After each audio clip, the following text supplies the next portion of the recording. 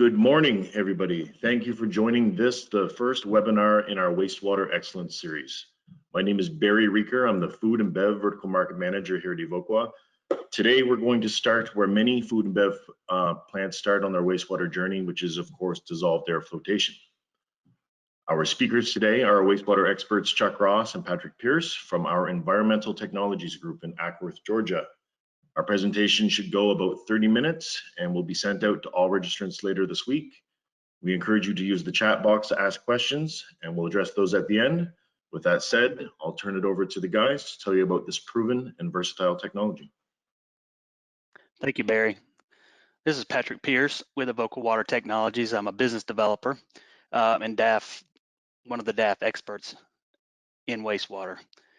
Today, we're going to talk about using DAF in 3 different applications: pretreatment in food, specifically biological solids clarification in a refinery, and phosphorus removal at a poultry plant.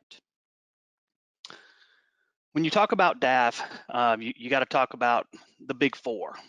When you're designing, when engineers want to design a DAF, they have to take these 4 parameters into consideration. The first one being hydraulic loading rate, so HLR. Typically, you'll design between 1 to 5 gallons per minute per square foot. Typically, the 3 to 4 is a good nominal average, but a lot of more conservative engineers will design around 2. The other one is solids loading rate, SLR, and that can range from 2 to 20 pounds of solids per square foot per hour. That's a very important, as important, if not more important than the hydraulic loading rate, because it's the amount of solids that you're trying to remove through that DAF cell.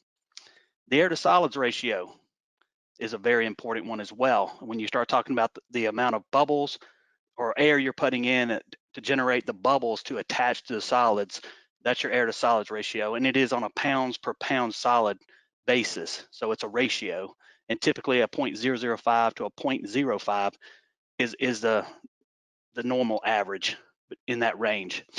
Flocculation systems.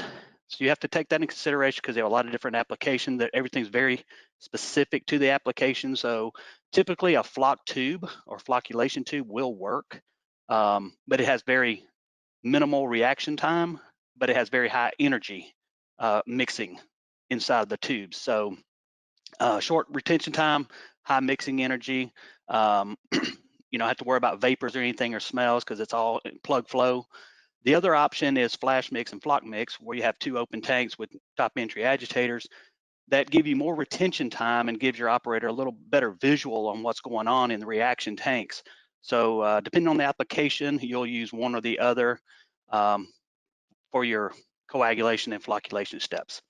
Typically, whenever you're designing, you want to select based on the types of solids being removed, your chemical requirements, what type of flocculant, what type of coagulant you're using, and you really want to be, when you're working with your chemical guys or chemical ladies, you want them to do a very good job with the chemistry, because the tighter your flock is, the better it is, the better the bubbles can attach to it and float to the surface. And if there is any turbulence, it's less likely to shear the flock and bust it up into smaller particles, which is harder to attach bubbles to float to the surface. And depending on your effluent quality targets, if you've got a real low target you're trying to hit, then you may be a little more conservative in your design. So we're going to show you some of the features of a DAF. And I'm going to run, I'm going to run all that through and let it catch up. I got a little animation here, but we'll go ahead and talk about it while the animation is loading up here. It is a large file. So your wastewater comes in from the right. That'll come from your flock tube or your flash flock mix tanks. It'll be coagulated and flocculated coming into the DAF and into the first cell, which we call the contact chamber, where your air contacts the solids and floats it to the surface, where your skimmer system will skim these solids off and into an internal hopper, or if you got an external tank, that depends on the design of the DAF. The whitewater system typically has a pump that generates your whitewater. Our particular DAF uses inducted air, so it pulls air through an induction system and puts it through the pump, shears up the bubbles, compresses it, sends it to a tank, a saturation tank, where it's distributed to the different ports where it's injected into the flotation cell at the front and down the middle. On the bottom, if you have material that does not want to float, and there is, hard particles like grit and, large particles, very dense particles that will settle, there's an auger system typically in most DAFs, and it'll auger it to one end or to multiple ports. You'll have blowdowns, but in this particular one, we have a single port to blow down all your solids. So your clarified effluent, as you flow through the cell, it's going to go through a baffling stage here, come up under your sludge hopper and go out your effluent weirs. That will move on to either a POTW for further treatment, or if you have a biological system, at the facility. And my animation did not load, so I apologize. Okay, first one is pretreatment. So pretreatment is just a physical chemical treatment. There's no biology here. It's just using chemistry and the DAF, mechanical action to float to the particles to the surface that's been coagulated and flocculated. DAFs are very effective at removing TSS and oil and grease. Typically, you see DAFs where there is oil and grease because oil and grease doesn't settle. It likes to float or stay neutrally buoyant. So DAF is the technology of choice anytime you have oil and grease in your wastewater. In a refinery, it's used for removing oils. Some people use it for TSS and metals removal from chemical production. So you can precipitate out a metal and float that metal if it's not, in its iron ore form, or if it's not its, elemental form. And that's usually to meet sewer discharges. You may want to recover fats and oils from food processing, effluents for reuse. You might want to use it to remove oil and grease from industrial laundry to meet your sewer discharge, because most POTWs across the country have a limit of about 100 milligrams per liter oil and grease, and that's a discharge limit, not a surchargeable limit. So most everybody says you pay surcharges on TSS, BOD, but when it comes to oil and grease, POTWs don't have a way to treat it, so they need you to get below 100. And DAFs can be used for BOD and TSS reduction for sewer surcharges as well. All right, this particular application was a bakery. Their main goal was to reduce the oil and grease below 100 milligrams per liter. So that was their primary goal. The POTW said, you got to get the oil and grease out. You can pay us on the BOD and the TSS on a surchargeable basis. So our challenge, was their highly variable wastewater. So they make multiple products in a bakery. So you're getting, flour type products, you're getting icings, you're getting fillings, you're getting all these different product waste coming out of the plant, which created, a situation where we had to, design better on the EQ tank so we could buffer it. They also wanted to run the DAF during a single shift. So we had to increase the size of things to allow them to run quickly through the DAF in an 8-hour shift to run their entire flow for the day. Another issue we had was they use a lot of tropical oils like palm oil, which solidify at ambient temperature. So they get hard, they want to stick to stuff, they coat things. So we had to work around that as well with our design. The design included a lift station. So it would come out of their plant, go into the primary lift station, or lift station number 1 here. That would get pumped to a screen, a rotary screen, that discharged into their second lift station, where it was pumped up to their equalization tank. We used diffused air, coarse bubble, to mix the tank and keep it fresh so it wouldn't go septic, because you do have yeast in bakery too, and it'll go septic real quick on you. We added pH control in here as well prior to going to the DAF system. So we pumped flow through flow control valve into the flocculation tube. We chose flocculation tube here because we didn't need high reaction times. The chemistry was real robust. So we had a coagulant and a flocculant here. Goes into the DAF. We got to skin the solids off, went over to float storage with that, where they hauled that off in liquid form. The effluent went to a final effluent tank where we monitored and controlled pH as needed. Then, of course, we had flow monitoring going to the POTW for them to, for their recording for the monthly DMRs. Okay, the DAF design conditions. So back to the HLR and SLR, air to solids, and our flocculation system. So on a hydraulic loading, we had 1.5. That's kind of low. It wasn't the determining design criteria at this time. The larger one was the SLR. So our solids loading rate was 5 3/4. And and that was based on their peak flow and peak TSS concentration. All right, so that was our main. So when you're sizing a DAF, a lot of people say, I need a 500 GPM DAF. Well, what's your solids loading? Because that's what you're removing. So more importantly, you need to know what your solids are so you can design your system appropriately. Now, your air to solids ratio on this particular application, we only had a 0.008, which is in the the median range. It's pretty typical to be around a 0.01. So that worked out well. And with the oil and grease, you can do that because oil and grease wants to float anyway. So we had a high oil and grease level in their process water. So that worked well. We chose flock tube because, again, we didn't need a lot of reaction time. It had a very robust chemistry. So results on TSS, and these are averages. Their average influent was about 2,800 on TSS, and we got it down to below 300 on their effluent for about a 90% removal. Oil and grease, which was their primary concern, came in at 684. We took it down less than 50, which is well below the 100 mark for a 91% removal. BOD, in the process of removing the TSS and oil and grease, we got down from 5,700 down to 3,400 for a 43% removal. But I want to point out something here. When we were working with this client, they didn't want to waste a lot of money on chemistry. All they want to do is get the oil and grease out, meet that 100 limit, and whatever else happened with the TSS and the BOD, they pay surcharges. They were okay with that. Their goal was get the oil and grease below so they could discharge, and then they'd work on the BOD and the TSS if they felt like they needed to later to further reduce surcharges. So objectives met and lessons learned on this particular application. The first one, the system met the primary goal of oil and grease discharge of 100. So we were well under that, met that goal. We did our job. All right. Second, we were able, in getting that oil and grease out and some of the solids, we were able to reduce the BOD and the TSS surcharges by $320,000 per year. So a good payback on the system, good ROI. Plant production changed though. They started processing sugar, a higher sugar content items. So the BOD soluble BOD concentrations went up, which are not treatable by DAF. Sugars and starches that dissolve in water cannot be removed by the DAF process.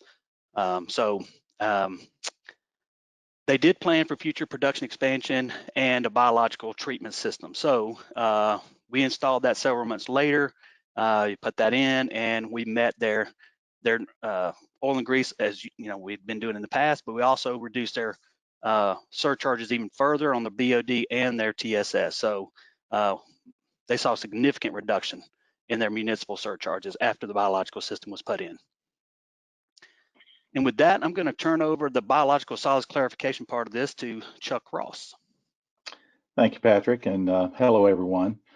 I think everyone's familiar with the application that Patrick just laid out as far as DAF. DAF is traditionally used for pretreatment applications, but what I'm going to be talking about is something that some of you may not be aware of, which is the use of DAF in biological solids clarification. The use of you can use DAFs in a variety of different biological applications, aerobic and aerobic. It's something everything from using a DAF instead of a gravity clarifier for an activated sludge system for solids clarification, or the use of in a contact anaerobic reactor for recovering solids and returning those solids back into the process, or just polishing an effluent off an MBBR or a high rate anaerobic system if the effluent needs to be polished. Next. So why would you consider a DAF over a gravity clarifier in these applications? And there's a number of benefits from using a DAF, and it starts with a smaller footprint. DAFs are typically 46% smaller than a gravity clarifier.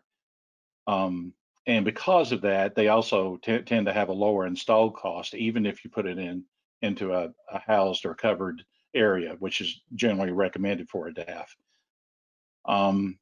More importantly, DAFs can handle a higher mixed liquor suspended solids than a gravity clarifier. Gravity clarifier is unlimited to 3,000 or 4,000 milligrams per liter. Typically, DAFs can handle concentrations of 15,000 milligrams per liter or higher. So it makes them, more effective, where a gravity clarifier simply won't work if those concentrations get above 3,000 or 4,000. And because of that, they also produce a higher total solid sludge or float that comes off a DAF is in the 3 to 6% solids range versus a gravity clarifier, which is 0.5 to 1%. So the sludge that's coming off, the volume of it is significantly smaller, lower, and that makes it easier to handle and in some cases easier to dewater. A big problem that you'll run into with especially in industrial applications is with an activated sludge system or in any kind of aerobic system is bulking solids, usually from a filamentous organism, which can wreak havoc on a gravity clarifier. Those solids tend to want to float, and that can affect effluent quality coming off a gravity clarifier. With a DAF, you want it to float. It's floating anyway. It works great. The solids tend to float and can be removed easily by a DAF, where a gravity clarifier would have some difficulty. Also, in some industrial applications, we see this a lot in food plants.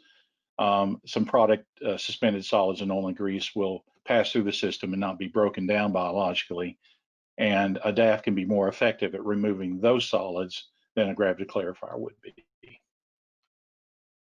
Next.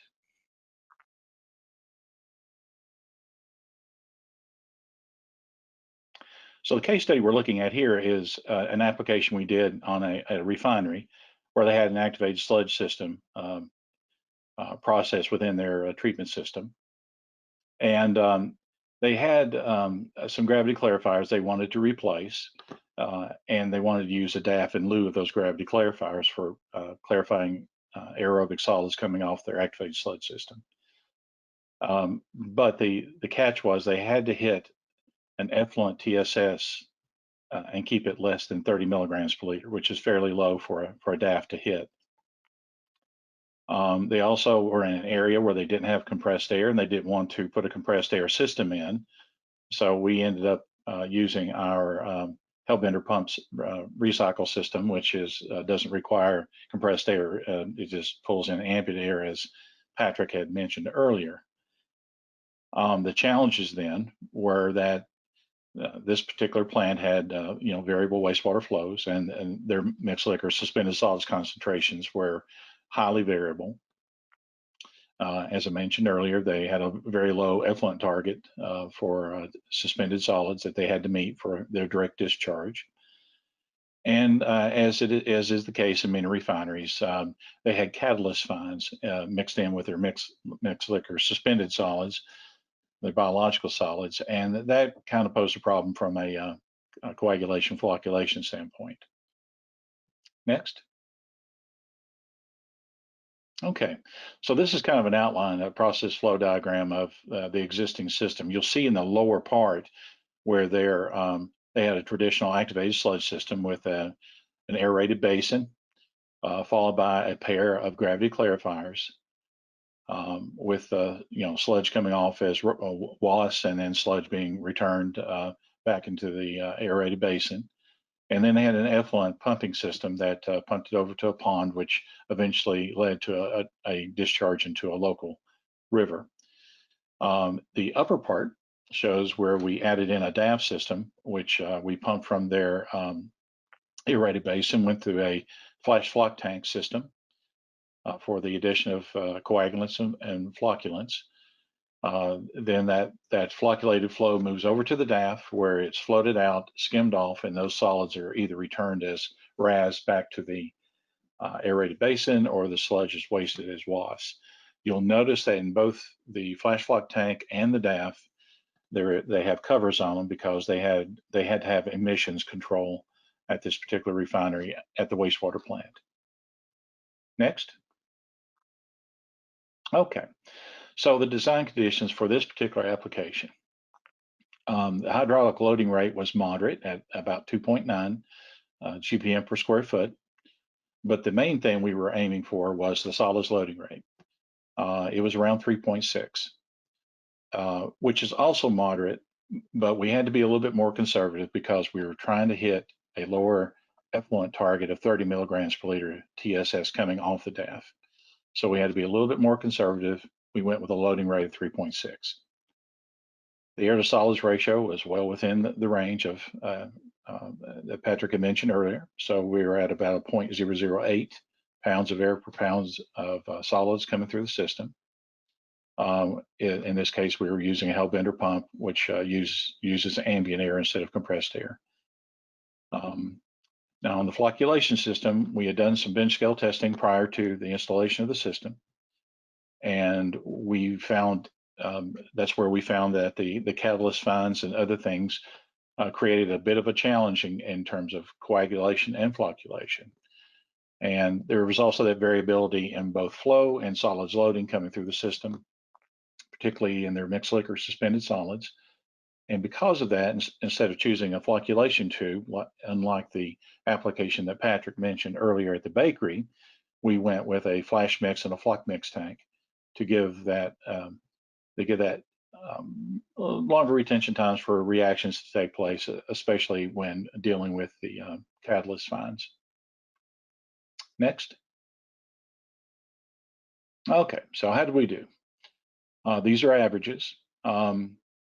If you look in the photograph at the lower part, you'll see the front end of the flash flock tank, and then in the background you'll see the DAF system back behind it. And as I mentioned earlier, both those units are covered for emissions control. So how do we do? We have the MLSS coming off the aerated basin around 3,000 milligrams per liter. The effluent coming off the DAF averaged around 10. Which resulted in a TSS removal of about 99.6%. And the float coming off was just under 4% total solids. So the effluent quality was the target we were hitting. We were looking at 30, and we averaged around 10, which is very good for a DAF system. DAF systems are not tertiary devices, even though you're getting tertiary quality water coming off of it. So the system did very well. Next, please. Okay, objective is met and lessons learned. Clearly, the DAF was very effective at meeting that effluent quality target of 30 milligrams per liter. The reaction times that were required to get that quality of effluent required the use of a longer reaction time for the coagulant and the flocculants to work. So we were right in using mixed tanks instead of a flocculation tube. The presence of those catalyst fines in the mixed liquor did require a higher dosage of flocculant than what we expected, but it does work very well. And because of the charges of those particles, especially the presence of those catalyst fines, required the use of a second polymer to flip those charges and to make a more robust flock for flotation. So altogether, that's why we were able to get such a good quality effluent coming off that DAF system.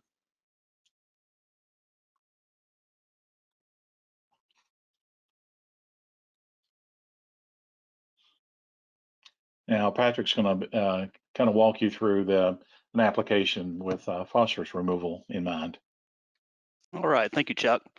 So phosphorus removal is something that a lot of us have run into recently because all the requirements are getting tighter for discharges, especially on outfalls to creeks and other waterways, rivers, and such. And POTWs, because of that, POTWs are cracking down on their industrial users for the amount of phosphorus they're sending them to treat, because they don't really have a good way of treating phosphorus in their POTWs other than what they get from biological nutrient removal.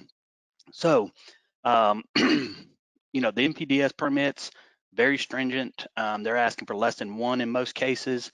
A DAF, typically though, will take a total phosphorus concentration down from 100 to as low as 1, and 1 being kind of the limitation of an iron salt coagulant with a flocculant through a DAF. I mean, it's a stoichiometric equation. So, you put in more aluminum-based or iron-based coagulant, you're going to get it down lower, but there's a point where of diminishing returns where, using too much chemistry just really doesn't pay off. So we normally say about a 1 is where you can get to using a coagulant with DAF.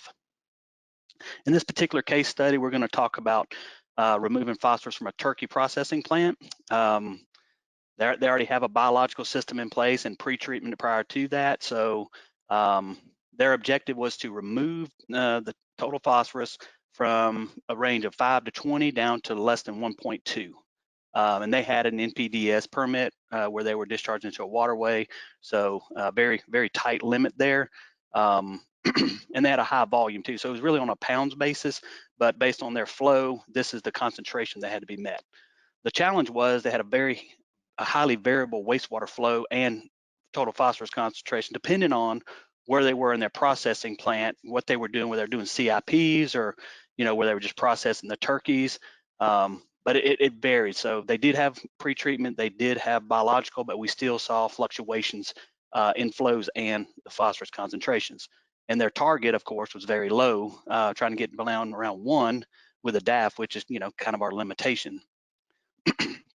So in our design, we took the clarifier effluent. So this is their existing biological system, and they had pre-treatment before. That gravity flowed over to a flash mix tank where they added the metal salt. It was an aluminum-based metal salt. That mixed for on the order of 10 to 15 minutes of reaction time to get that to fully react. Then that overflowed into their flock tank, where they had a very large flock tank as well, on the order of about 10 minutes for that to flocculate. And then it went into the DAF where the solids were removed. And that went on to disinfection. Your sludge and your bottoms coming off your DAF went into a tank, a sludge tank, that was hauled off by a truck. But it wasn't it was used as a nutrient supplement to fertilizers. So a sustainable solution for what they were doing. And I don't think they got paid for it, but they weren't having to pay for any transportation costs either. So that's a win-win for them. So our DAF design conditions for Chuck and I when we were designing this as engineers, our hydraulic loading rate was the primary condition, 3.5 gallons per minute per square foot, which is well within our range. Normally 4 is kind of the top end for us. We have done 5 and 6, but 3 to 4 is our reasonable range for DAF. You'll see in the solids loading SLR that it was 0.53, which is very low, because you had very small particles. We're just precipitating out phosphorus, so very low amount of TSS. Again, but we had the higher hydraulic rate, so that's what we had to design by. Air to solids ratio, because our solids loading rate was so low, and you're putting in the same amount of air for a larger system to handle that hydraulic flow rate, your air to solids ratio is going to be much higher. So it's a 0.07 as opposed to the others at 0.008. So on an order of magnitude higher nearly for this application. And the reason we did it was, the flock 4, phosphorus removal is usually a lot more fragile. So it'll break up if there's any turbulence in your DAF. It doesn't want to bind together tightly like some of the other applications we saw before. And we use a flocculation system, flash flock mix, for the longer retention times and, for the precipitation process and the flocculation of the total phosphorus we were removing. So here's how we did. We had an incoming average of about 7, a little over 7, and we got it down under the 1.2 at a 1.15. We have kept up with that client for years, and they commonly stay below 1. They're in the 0.7 to 0.8 range most of the time. But here we got an 84% removal, and I'm expecting now they're probably getting closer to 90% removal. But these are some photos Mr. Ross took while he was there. Here you have your flash mix tank. There's the water coming in from the clarifier. This is the flotation cell showing, this is the influent end with the water on top showing the white water. And then you have your sludge bed down the length of going toward the sludge hopper, and you can tell it gets grainier and thicker, which means it's dewatering and you'll look to the right here and you'll see the end before it's going into the sludge hopper. It's got cracks in it, so it's been dehydrating, and it's kind of a thing with phosphorus. It tends to dehydrate when you use aluminum. If you use iron, I'm not sure it would do as well, but you do get a nice thick sludge, and you have a very nice effluent here, very clear effluent. So we did real good here, and the customer was very satisfied with the application. So objectives met and lessons learned on this one. We did have long reaction times. They were required, and to precipitate and flocculate. There was variation with the influent total phosphorus, and we didn't have an inline monitor, so we couldn't adjust with a PI or a PID loop to try to, adjust the coagulant when the phosphorus went up or it went down on the influent stream. So it was kind of difficult to optimize that, but the personnel at the plant learned, quickly that they do a lot of quick tests, and they had a little hawk system they did. They would monitor it that way and adjust accordingly, and they figured out a correlation. And the total phosphorus precipitate did yield a fine pin flock. So we had to work with the chemical vendor and the client and work on some chemistries, and also found that we would return some of the wasp back to the influent, and that would thicken, that would give us more solids, and it would tie up better. I think it was a charge issue there. I think it was helping that, and it was helping just giving it some body, So that was a neat thing we learned, and it reduced carryover coming out of the DAF when we did that. So that was an interesting learn. And the DAF did produce an effluent within the requirement of 1.2, but later a sand filter was added because they need to meet a future of 0.3 milligrams per liter because they had a very sensitive waterway they were discharging into. So it was on a 5-year plan, then another 5-year plan, and ultimately a 0.3 was where they needed to be. We want to thank you today for joining us, and we got a little time for some Q&A. Mr. Reeker is going to take us on from here. Yeah, thanks, Patrick. Thanks, Chuck. And sorry, everybody, for the little look behind the curtain there as I'm Skyping Patrick. We're wastewater experts, not webinar experts. So forgive us on that one. We've got questions coming in about the bakery. A couple questions about the bakery, Patrick. One question is, were the solids blown down manually or automatically out the bottom? Also wondering if there was fog floating in the EQ tank, since there's aeration used. I think that's a different case study, but maybe you can address both of those, solids blow down and fog in EQ tank.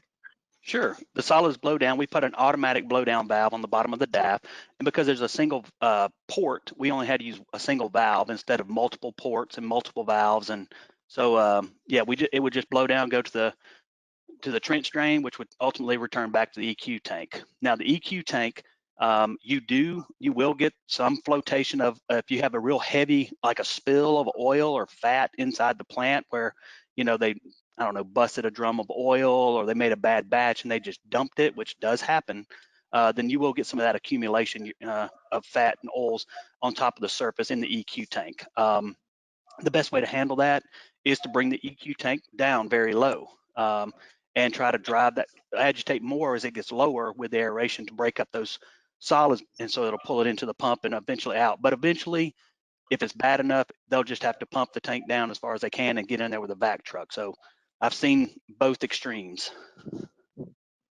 Okay, thanks, Patrick.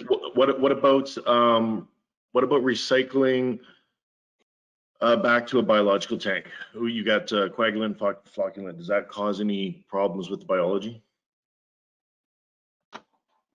I'll take that one. No, we've done lots of these systems where we have DAFs on activated sludge systems where flocculants are used, and that those solids are being returned with the flocculants in them back into the aeration basin. And usually those are fairly organic. They break down fairly quickly. Occasionally, very rarely, you can run into some foaming issues, but generally speaking, it's not a problem. Okay, question here about solids loading. Best method for determining, sorry, the chat's moving fast, determining solids loading rate for highly variable flows and concentrations for a 24/7 facility. I don't know if we can answer that. Ryan, Chuck or Patrick, can you try that? Or is is a case-by-case basis. I think there's a lot of variables, as the guys just kind of explained in this webinar. Particle size, flow rate, production duration. All the above. All the above. All the above. And you know, every system is unique.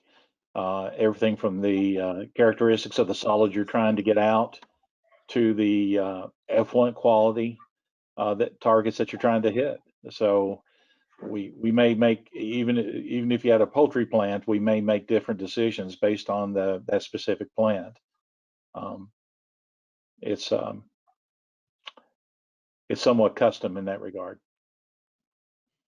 Consult your local DAF expert. That's what we'll say. Well, that's what it gets down to. I mean, the vendor has to be very involved in the discussion. Or the experience of the engineer that's designing the system. It's either engineer driven or a kind of a collaboration between the engineer and the vendor. Okay, question here about lab testing and design. Do you need to test everything before you do a design and write a proposal, or do you need to validate things, or can you rely on your experience? I'll take that one. It's kind of like the last question. It depends. We like to do treatability testing on especially on applications that the experience is limited, or there are some special conditions at the facility in terms of variability in wastewater loading, like that bakery that Patrick pointed out, where you have plants that have different types of products going out on different days, or different sanitation periods, if it's like a food plant. All that has to be taken into account. So if it's a common application, say like a poultry plant, historically there's lots of experience on that, so testing usually is not required. But if you're dealing with something that is somewhat unique, there's not a lot of history on it, then we like to do either bench scale testing or pilot scale testing. We can do either. Chuck, I would presume that would apply to a performance guarantee as well. It does. There are some applications where we don't need to do all that, because we have enough of a experience base to know what the system can do. If it's a somewhat unique or an industry that there's not a lot of experience or history on, then we like to do treatability testing to be able to do a process guarantee. That's fair. Okay, everybody, there's lots more questions here. We unfortunately won't have time to get to them all. We do have names, so we will follow up with your specific questions in an email afterwards. I want to thank you for joining us, giving us your time. Again, the presentation is recorded. It will be distributed. We'd encourage you to reach out to us if you do have more questions, and I will invite you as well to join us next time as we explore biological treatment, wastewater reuse, and making the right technology selection for your facility. Thank you very much.